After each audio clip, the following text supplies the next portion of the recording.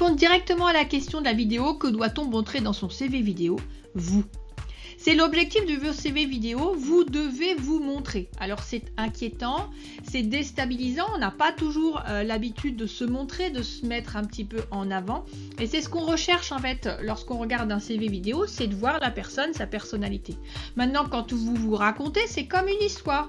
Il faut qu'il y ait un début, il était une fois, où on va raconter, on va donner une accroche, une intrigue, pour pouvoir suivre après l'histoire, et puis il y aura une conclusion, ils vécurent heureux et eurent beaucoup d'enfants. Enfin, à vous de choisir la conclusion. Mais ça veut dire que votre CV vidéo, vous devez vous raconter et devez vous raconter avec un ordre, avec un fil conducteur pour que la personne qui regarde votre CV vidéo, elle sache jusqu'où vous allez aller. Et donc pour ça, il faut être capable d'organiser son CV vidéo comme on organise une histoire, que ce soit un court-métrage, un dessin animé, un conte de fées. Donc en fait, votre vidéo, votre CV vidéo, elle doit être en 3 parties. La première partie de votre CV vidéo, c'est une accroche. Attention, vous avez 10-15 secondes, je ne veux pas vous décourager d'avance, mais il faut savoir que, voilà, au bout de 10-15 secondes, vous aurez déjà perdu 90% de votre audience. Les gens ne vont pas aller jusqu'à la fin de votre CV vidéo.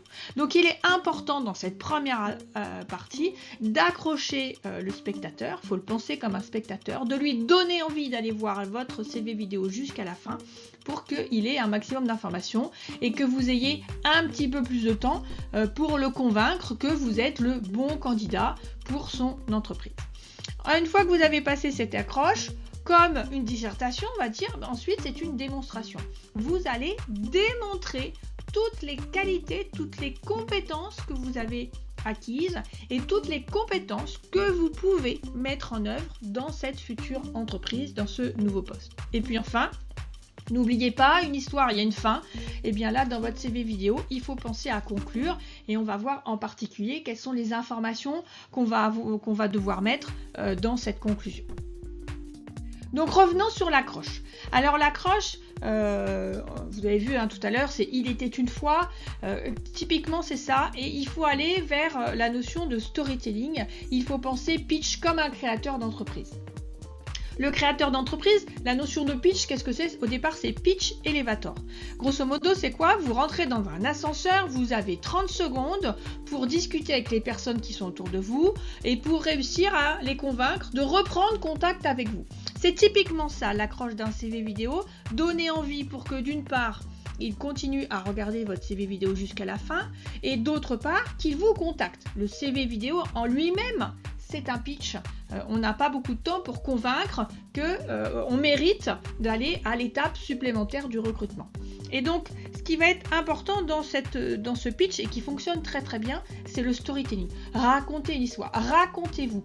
Plus vous allez vous dévoiler, plus vous allez montrer votre personnalité, que vous allez rentrer un petit peu plus dans de la personnalisation de votre parcours, plus vous allez développer un sentiment d'attache envers la personne qui va vous regarder et elle aura envie d'en savoir plus. En disant, ah bah, cette personne, elle me raconte un peu sa vie, eh bien, en fait, je vais essayer de continuer et essayer d'en savoir un petit peu plus.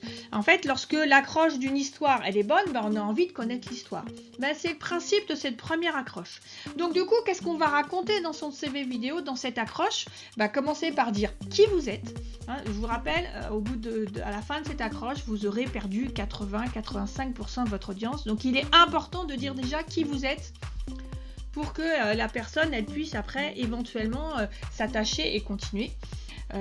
Et puis, deuxième chose, pour quel poste est-ce que vous postulez? Si on vous regarde et que finalement on ne sait pas pourquoi vous postulez, bah, on n'a pas forcément le temps, on va dire de toute manière ça ne m'intéresse pas, alors que peut-être que c'est un poste qui est dans l'entreprise et qui pourrait intéresser l'entreprise. Donc c'est important dès le départ de dire qui vous êtes, donc votre prénom, votre nom.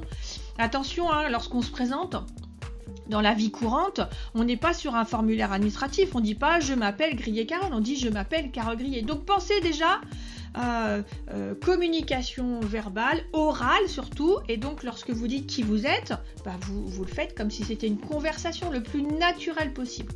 Et puis après, en plus de qui vous êtes, vous pouvez préciser si vous êtes étudiant, si au contraire vous êtes déjà en poste, voilà, de préciser un petit peu en quelques mots, en un poste, ce qui peut vous caractériser. Et puis lorsque vous postulez pour un poste, précisez pour quel poste. À quelle date, ça peut être pas mal tout de suite. Par exemple, si vous cherchez un stage, vous dites voilà, je recherche un stage et ce sera de telle période à telle période. Il faut aussi que l'information, elle soit disponible facilement.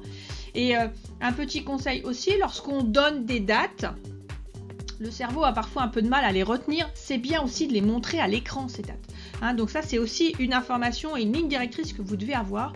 Quand vous dites quelque chose, on est dans la communication visuelle, là, on est sur une vidéo. Donc lorsque vous dites quelque chose, il faut aussi le montrer. Donc toujours avoir ça en tête. Et si besoin, je vous invite à aller revoir une vidéo que j'ai faite sur comment donner du punch à deux visuels pour montrer comment le visuel, il doit venir en appui du texte et en appui de la voix du son. Deuxième étape, on a dit dans notre CV, la démonstration. Alors, je vais revenir sur quelque chose qu'on a déjà vu. Donc ça, c'est votre CV. Et donc, dans la démonstration, vous devez expliquer quelle est la formation que vous avez eue, quelles sont les différentes expériences et quelles sont les qualités personnelles. Certes, on va expliquer quelles sont donc les compétences techniques qu'on peut avoir, quelles sont les compétences transversales et donc axées et savoir-faire et savoir-être. Ça, c'est l'idée de départ et c'est le fond de votre CV vidéo. Maintenant, ce qui va être très important comme c'est une vidéo, c'est d'avoir la forme qui va avec. Alors le cœur de votre CV, ça doit être visuel. Et donc l'objectif est de montrer vos réalisations. Si vous parlez d'un projet, montrez en disant voilà, j'ai fait de la communication d'un projet, montrez la page Insta, montrez des affiches que vous avez pu faire. Je maîtrise Excel, montrez des tableaux Excel que vous pouvez faire en calcul de coûts, en analyse des cas. Voilà, l'idée c'est de montrer vos réalisations. Plus vous allez montrer les choses, plus l'impact sur le cerveau de la personne qui va regarder, il sera fort. L'objectif quand même de ces réalisations, c'est de montrer vos compétences techniques. Et donc là, évidemment, ça va être un peu plus compliqué. Alors, si ces compétences techniques, elles sont liées à la communication visuelle, il faut que vous fassiez un beau CV vidéo où vous montrez votre style de design graphique. Mais voilà, si je vous ai parlé d'Excel, on va pouvoir montrer quand même avec quelques fichiers que vous connaissez un petit peu de quoi vous parlez.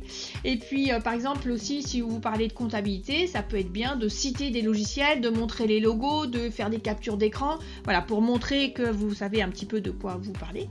Et puis, par contre, c'est là où le CV vidéo a un impact fort, c'est de montrer vos compétences transversales, vos compétences comportementales, vos compétences émotionnelles un petit peu, ce qu'on appelle les soft skills, et c'est là où vous allez pouvoir montrer votre motivation, votre audace. Alors ne trichez pas, si vous n'êtes pas audacieux, n'essayez pas de faire un CV audacieux, mais ça va être ces compétences comportementales qui vont pouvoir être mises en avant pour votre CV vidéo. Un exemple typique, dans votre CV classique, vous mettez que vous maîtrisez les langues. Ok, mais parlez anglais, montrez-le quoi. Pas, voilà. Donc, il est important dans votre CV vidéo que vous pensiez, je dois démontrer ce que je sais faire. Pas juste ce que je sais. Ce que je sais, en fait, c'est dans votre formation, peu importe après. Ce que je sais faire. Je sais travailler en équipe. Et donc, je montre que je fais des réunions de travail. Je sais travailler par visio. Vous mettez une capture d'écran avec du visio. Enfin, voilà, trouvez des solutions. Montrez vos compétences. On arrive à la dernière étape, surtout n'oubliez pas de conclure, soyez pas pressés par le train, essayez de jongler un petit peu. Et donc dans la conclusion, rappelez pour quel poste vous repostulez et à quelle date. Si c'est un poste type CDI, CDD, vous êtes peut-être disponible que dans un mois, précisez-le, qu'il n'y ait pas de fausses informations. Et puis évidemment, dans cette conclusion, il va être indispensable de redonner vos coordonnées. Donc une adresse mail professionnelle, des coordonnées téléphoniques avec un message sur répondeur acceptable, un profil sur LinkedIn, et puis en plus de ça, si vous les montrez, si vous les dites, ce qui va être fondamental, c'est de faire ce qu'on appelle un call to action, c'est-à-dire dites, voilà, appelez-moi, envoyez-moi un mail, recontactez-moi. C'est important de terminer comme ça par ce qu'on appelle un appel à l'action. Vous demandez à la personne qui regarde votre CV de vous contacter, de partager votre CV. À vous de voir, vous pouvez faire plusieurs appels à l'action, mais c'est fondamental de terminer sur cette étape-là. Pour conclure, quelques petits bonus. Alors, je voudrais répondre à quelques questions que j'ai parfois, et en particulier trois thématiques. Alors, sur la durée, 1 minute, 1 minute 30. Et ce qui va être important, je vous l'ai dit, c'est une accroche environ 15 secondes. Essayez de gérer un petit peu ce timing-là. Déjà, s'arrêter devant 1 minute 30, un CV vidéo quand on est recruteur, c'est un réel investissement.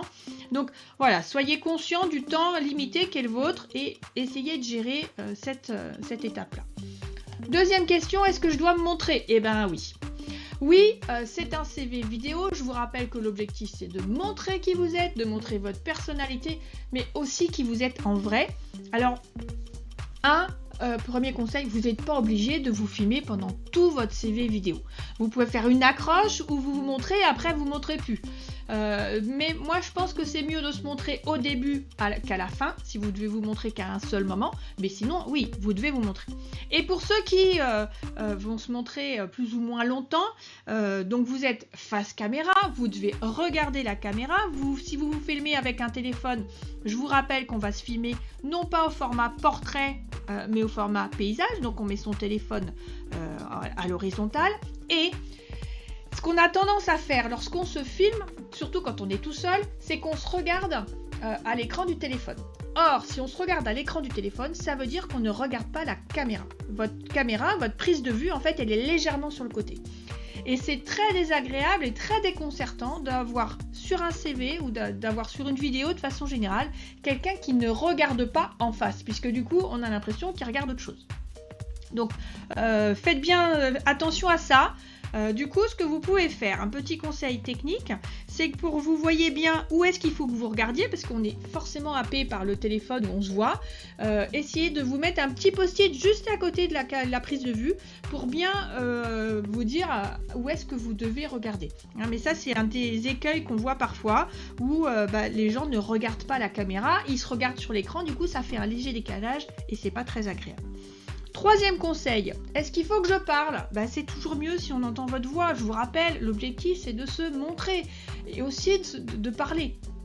Donc oui, c'est mieux si on entend votre voix. Mais attention, faites des efforts d'articulation. Il faut que tout le monde puisse vous comprendre.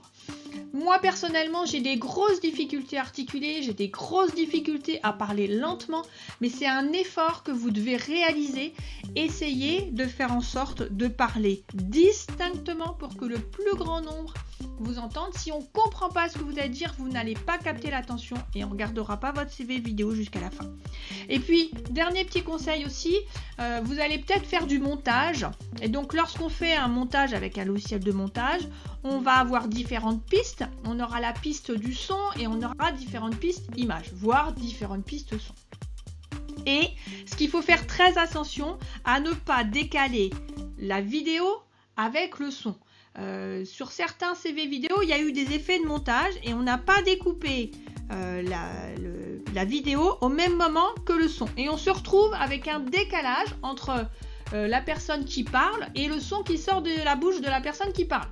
Et ça se voit et c'est très désagréable. Donc faites bien attention qu'il n'y ait pas de décalage entre vous qui parlez et le son de la voix que vous avez enregistré. Donc ça c'est compliqué, donc c'est important de bien, quand on découpe, de découper en même temps la bande son et la bande image au même moment, sinon vous allez créer un décalage qui est très compliqué à récupérer après et qui va faire qu'on ne va pas regarder jusqu'à la fin, on ne va pas accrocher.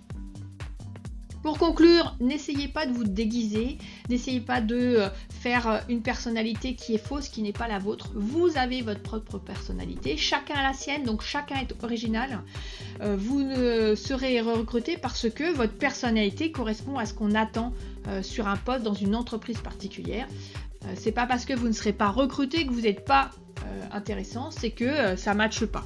Donc n'essayez pas de vous pasticher, vous êtes original, vous êtes unique, montrez en quoi vous êtes unique dans votre CV vidéo.